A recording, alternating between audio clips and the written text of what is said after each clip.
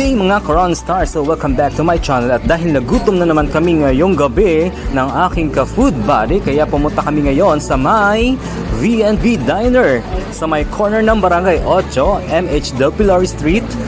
Siyempre, dito lang yan sa may town proper ng Catanawan, Quezon. Ayan, so ito makikita ninyo yung ating harapan ng V&V Diner. Ayan, so pag mga gusto niyo pumunta, makikita niyo lang po siya dito. So tara, pasok tayo. So upon entrance, ayan, makikita natin yung pinakang kanilang lugar at meron pa silang pa-welcome dito. And then ito, nagtanong tayo sa pinakang crew nila at may pa-Christmas tree na nga, sobrang aga. So umakyat na tayo ngayon ng hagdan. So pupunta tayo ngayon sa may second floor. So ito yung pinakang ambience ng kanilang second floor at may pa-electric fan pa nga na bumungad sa amin. At ito yung pinakang decoration nila. Medyo green yung kanilang motif. So may mga dahon-dahon dyan na parang decorations. At syempre pupunta tayo ngayon sa pinakang third floor. Actually, this is the most beautiful part ng kanilang area. Ito yung makikita natin pag nandun na tayo sa taas. Ayan yung ambience. So, ito na nga. Let's try it. Just stepping up. Okay, so nandito na ngayon tayo sa may taas at yan, pa-wave hands na po si Ron Star TV.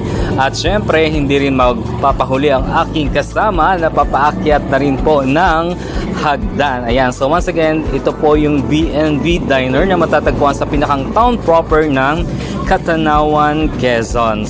Siyempre, kailangan nating matikman kung ano ang kanilang mga pagkain na ino-offer dito sa may V&V Diner. At ito yung aking kasama, padungaw-dungaw pa doon sa pinakang iba. At ito na nga, nakuha na natin ang pinakang menu ng kanilang kainan. At siyempre, habang hinihintay namin yung order, so ito, napagtripan muna namin mag 360-degree view ng video. Ayan, so yung kasama ko, paikot-ikot lang kami ngayon. At ito na nga, dumating na ang aming order. So unang-una yung ating special halo-halo. At ito, meron po tayong pansit habhab with masarap na suka or vinegar. At yan, nangiti-ngiti yung kasama ko. At umorder din po kami ng kanilang burger with fries. Ayan, so ito na, let's try it. At syempre, huwag kalimutan, basta masarap, ako yan. Ayan, so try natin, tikman ang kanilang mga pagkain ngayon. So ito yung fries nila, grabe, ang sarap nito, yummy talaga and very distinct ng kanyang flavor.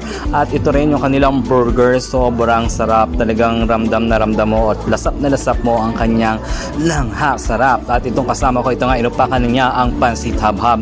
Actually, taga Bicol siya, but this time ma-appreciate niya panigurado ang pagkain ng mga taga Quezon, lalo na itong pinagmamalaki namin na pansit habhab. O tingnan nyo naman, o diba, sobrang ayan sinasandok na natin. Grabe, nakakatakam talaga, pero sobrang sarap niya, lalo na pag nilagyan natin ng suka na may sili at mga timpla. At ayan yung kanilang mga lightings, di ba? Napakaganda ng lugar, lalo na pag madilim na. So lalong mo ma-appreciate yung ambience ng lugar at talagang napaka-fresh po dito sa pinakang rooftop ng kanilang area. Actually, this is the third floor part. At ayan, sinimulan natin kainin ng cherry ng kanilang halo. Actually, yung kanilang halo-halo is malaki ang resemblance sa halo-halo ng Mang Inasal. Ayan, it's so creamy at meron pang sweetened langka. Wow, so grabe. At talaga naman nag-enjoy kami dito, kaya halos naubos namin pagkain at tinig-out na lang namin itong pinakang pansit habhab kasi busog na po kami. So thank you so much again for watching. Oops, teka, na-spot na natin ngayong gabi ang isang sikat na vlogger dito sa Catanawan. Walang iba kundi si Kabuo. Ayan, puntahan natin siya ngayon. Yari ka ngayon. Hello. Ano natin? Okay lang po. Ayan, kunan ko lang.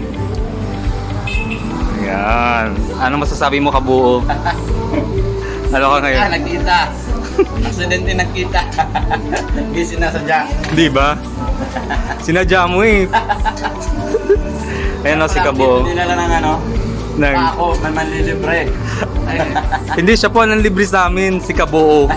Malaki raw yung kinita niya eh. Naka-withdraw na sa kanya, Kain. Ayan. Thank you.